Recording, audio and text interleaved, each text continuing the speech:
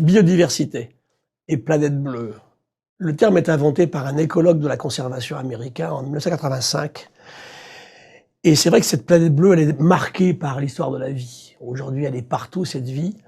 Et cette vie, elle va naître dans l'océan ancestral, il y a à peu près 3,85 milliards d'années. Vous avez ici des images une des premières images prises lors d'une mission Apollo, où pour la première fois un humain est dans une toute petite capsule et voit à travers une petite fenêtre la totalité en fait de la planète, qui est d'abord bien sûr océan. Et cet océan va raconter l'histoire de la vie, l'océan qui est toujours là aujourd'hui bien sûr, et qui couvre, alors en surface on dit toujours 72% de la surface de la planète, mais il faut l'estimer en volume l'océan, c'est 90%, beaucoup plus que 90% de tout le volume offert à la vie sur la Terre. Et paradoxalement, cet océan n'abrite aujourd'hui que 13% des espèces connues. Donc c'est une question importante bien sûr sur laquelle on pourra revenir plus tard. Cet océan c'est de l'eau, la vie apparaît dans l'eau. Et si on regarde aujourd'hui ce qu'est la faune, la flore, ce que sont les faunes et les flores au sein de l'océan, on a classé tous les animaux dans 33 grands groupes qu'on appelle des phyla.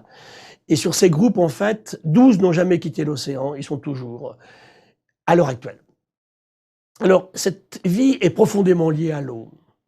Quand la vie sortira de l'eau, sa première obsession, ça sera de garder l'eau à l'intérieur des organismes qui auront quitté l'océan, puisque l'eau ne sera plus à l'extérieur. Je vous montre ici quelques images du désert d'Atacama au Chili, qui est le plus sec de la planète, il ne pleut jamais. Il n'y a rien, il n'y a pas de bactéries, il n'y a pas d'invertébrés. Et puis ce désert, tous les 10 ou 12 ans, lié au phénomène El Niño, l'oscillation sud-pacifique, il pleut à la périphérie de ce désert. Et vous avez à droite, là sur l'image, ce désert total qui en quelques jours se couvre de fleurs. Là vous voyez ces fleurs. Imaginez des papillons qui vont avec, d'autres insectes, les oiseaux qui viennent pour les manger. Ça dure 3 semaines. Et au bout de 3 semaines, tout ceci s'arrête et repart pour à nouveau 10-12 ans vers une aridité extrême. En bas, vous voyez une image d'humains qui se sont mis à arroser un désert ici en Jordanie et qui crée de la diversité biologique. Donc l'eau, c'est vraiment la vie. Toutes les cellules de la planète sont faites d'eau, ne l'oublions jamais. Et si l'eau est si importante, c'est parce que sur la Terre, elle existe sous les 3 formes. La glace, qui est très abondante dans l'univers, bien sûr la vapeur d'eau et surtout l'eau liquide. Et c'est cette eau liquide, dans cette gamme thermique entre 0 et 100 degrés, qui est absolument indispensable à la vie. Avant la molécule d'ADN, la vraie molécule du vivant, c'est l'eau.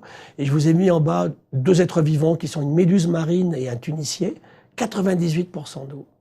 Et je vous ai mis une graine de date, c'est ce que je trouvais qui était la plus sèche de la planète, quelques pourcents d'eau. Cette eau est fondamentale, elle fait partie aujourd'hui des grandes questions d'environnement que l'on a à l'heure actuelle. Alors, cette biodiversité, il faut la remettre dans les grandes questions qui nous préoccupent aujourd'hui. L'énergie, bien entendu, l'eau, on vient d'en parler un petit peu, la biodiversité, on va en parler, le climat, avec les interactions possibles, les pollutions diverses que l'homme, bien sûr, applique à cette planète, et enfin, interaction de l'humain avec la nature. Je vous ai mis en bas une image très intéressante. Sur une planète qui est bactérie, ces humains sont apparus. Et cette jeune femme, elle vit à Madagascar, dans une petite île qui appartenait au muséum et sur laquelle nous avons une réserve naturelle pour protéger des lémuriens. Et un jour, en débarquant sur cette réserve, on trouve cette famille qui s'est installée là. Et plus on parle à ces gens, plus on les aime. Et plus on les aime, moins on a envie de les chasser. Et pourtant, ils ont fait 800 km à pied.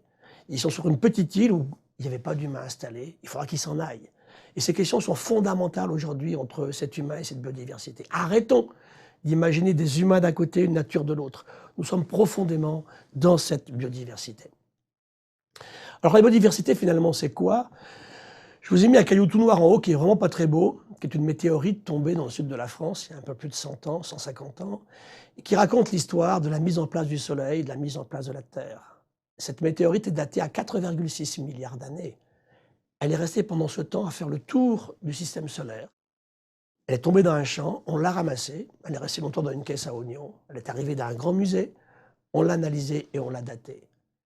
Et sur cette géodiversité antérieure, dans l'océan ancestral, vers 3,85 milliards d'années, le vivant va apparaître. Et c'est quoi la biodiversité? Elle apparaît quand, cette biodiversité? Au moment où la première cellule initiale, ce clone, se divise en 2 cellules filles dans l'océan ancestral.